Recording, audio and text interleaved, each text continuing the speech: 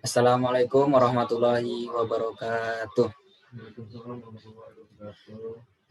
Baik, di sini kami akan menjelaskan materi tentang konsep evaluasi program supervisi pendidikan.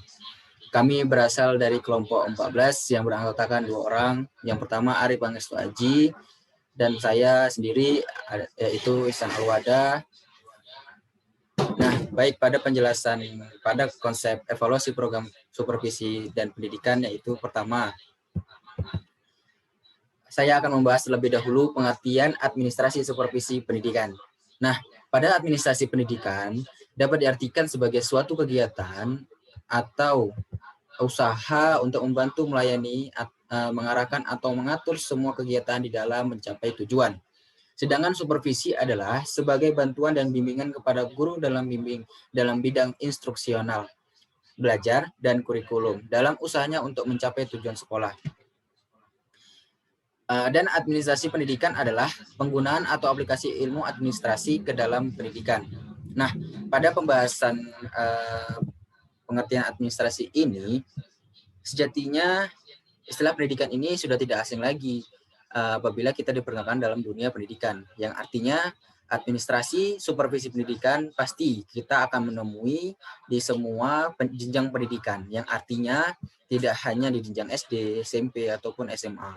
Dan bahkan di perkuliahan juga terdapat hal demikian. Nah, kemudian dari beberapa pendapat ahli ataupun beberapa tokoh, ada yang mengatakan juga dari apa sih makna supervisi tersebut. Beberapa tokoh, yang pertama ada Kimball Willis, merumuskan bahwa supervisi adalah sebagai bantuan dalam pengembangan situasi belajar mengajar yang lebih baik. Terus ada namanya Harold P. Adams dan Franco Digi, merumuskan supervisi sebagai pelayanan atau layanan khusus di bidang pengajaran dan perbaikannya mengenai proses belajar mengajar termasuk segala faktor dalam situasi itu. Kemudian ada juga tokoh yang dari Thomas Habergy, Joseph Jasman, dan tokoh-tokoh lainnya yang dapat merumuskan dari apa makna dari administrasi supervisi pendidikan tersebut. Baik, selanjutnya ada namanya peran supervisi dalam evaluasi program pendidikan.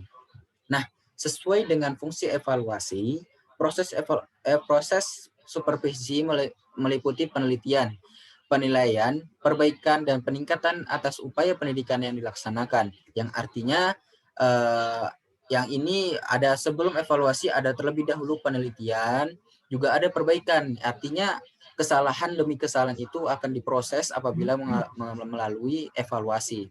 Kemudian hasil evaluasi akan menunjukkan efektif atau efisiensinya suatu program pendidikan. Nah, dari hasil evaluasi tersebut akan menunjukkan bagaimana sih untuk kedepannya untuk bisa memperbaiki hal yang sudah ada, kemudian kita revisi atau evaluasi. Kemudian, tujuan pendidikan beserta kebijakan-kebijakan penyertanya merupakan acuan dari proses evaluasi yang dilaksanakan.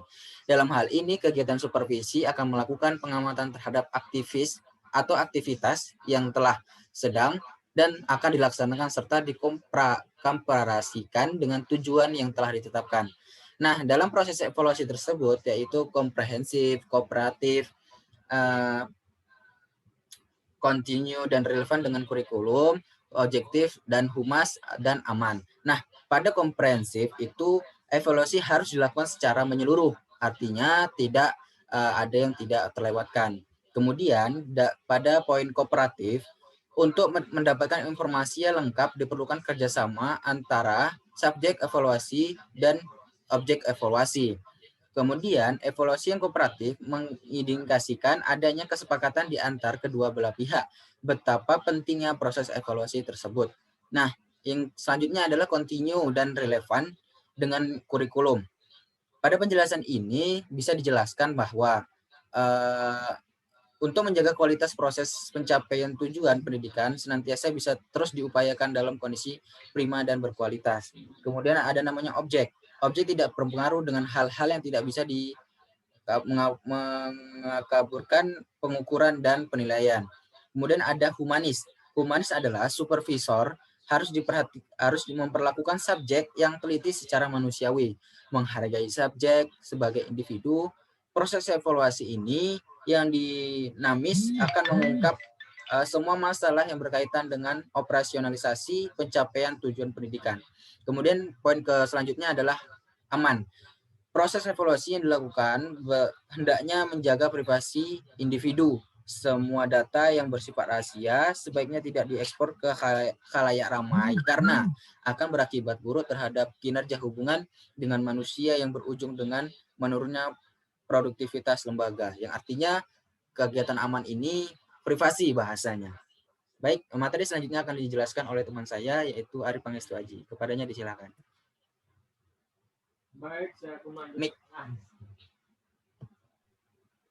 Baik, saya akan melanjutkan presentasi dari Saudara Ihsan. Di sini saya akan membahas tujuan supervisi pendidikan. Pada kali ini kami menampilkan beberapa poin tujuan dari supervisi pendidikan ini sendiri. Yang pertama ada membantu guru agar dapat lebih mengerti atau menyadari tujuan-tujuan pendidikan di sekolah dan fungsi sekolah dalam usaha mencapai tujuan pendidikan itu. Selanjutnya untuk membantu guru agar mereka lebih menyadari dan mengerti kebutuhan dan masalah-masalah yang dihadapi siswanya supaya dapat membantu siswanya lebih baik lagi. Selanjutnya untuk melaksanakan kepemimpinan efektif dengan cara yang demokratis dalam rangka meningkatkan kegiatan-kegiatan profesional di sekolah dan hubungan antar staf yang kooperatif untuk bersama-sama meningkatkan kemampuan masing-masing. Selanjutnya yaitu untuk menemukan kemampuan dan kelebihan tiap guru yang memanfaatkan serta mengembangkan kemampuan itu dengan membiarkan tugas dan tanggung jawab yang sesuai dengan kemampuannya. Untuk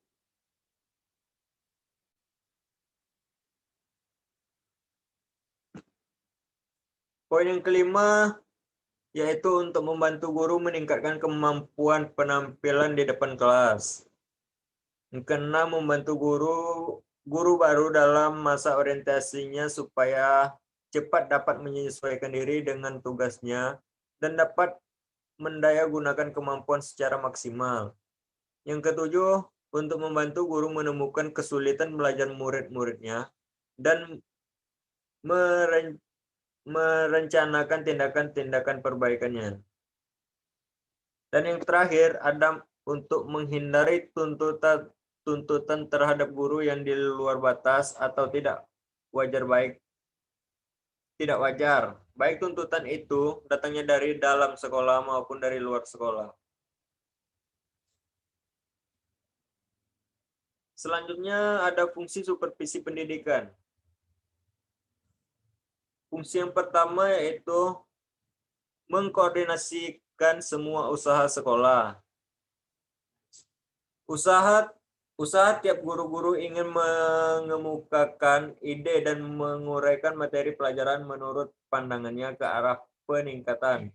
Usaha-usaha yang bersifat individu tersebut perlu dikoordinasi. Itulah fungsi supervisi. Yang kedua, melengkapi kepemimpinan sekolah. Kepemimpinan merupakan suatu keterampilan yang harus dipelajari dan membutuhkan latihan yang terus-menerus. Salah satu fungsi supervisi adalah melatih dan melengkapi guru-guru agar mereka memiliki keterampilan dalam kepemimpinan sekolah. Yang ketiga yaitu memperluas pengalaman guru. Supervisi harus dapat memotivasi guru-guru untuk mau belajar dari pengalamannya di lapangan.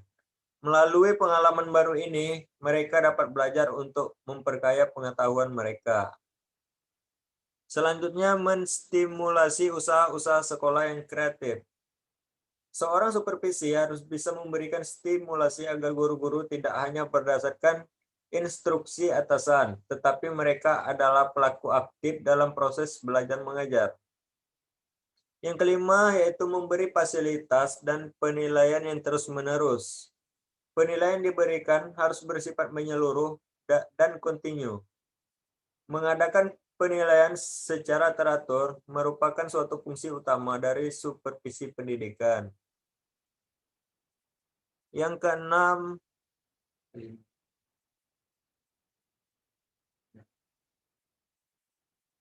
yang keenam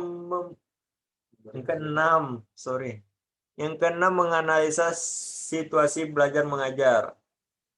Tujuan dari supervisi adalah untuk memperbaiki situasi belajar mengajar.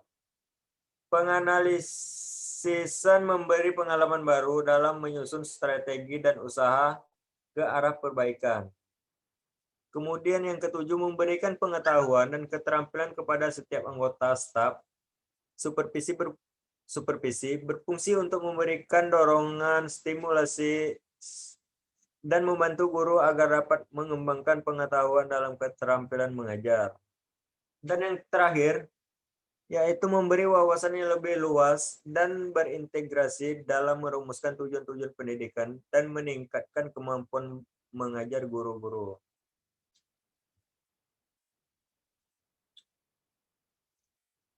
Baik, kesimpulan dari materi yang kami sampaikan pada kesempatan kali ini yaitu manfaat akhir dari proses supervisi adalah suatu hal yang tidak mudah dalam sistem manajemen personalia di Indonesia, seperti untuk melakukan mutasi, demosi, apalagi pemecatan petugas sekolah yang tidak becus.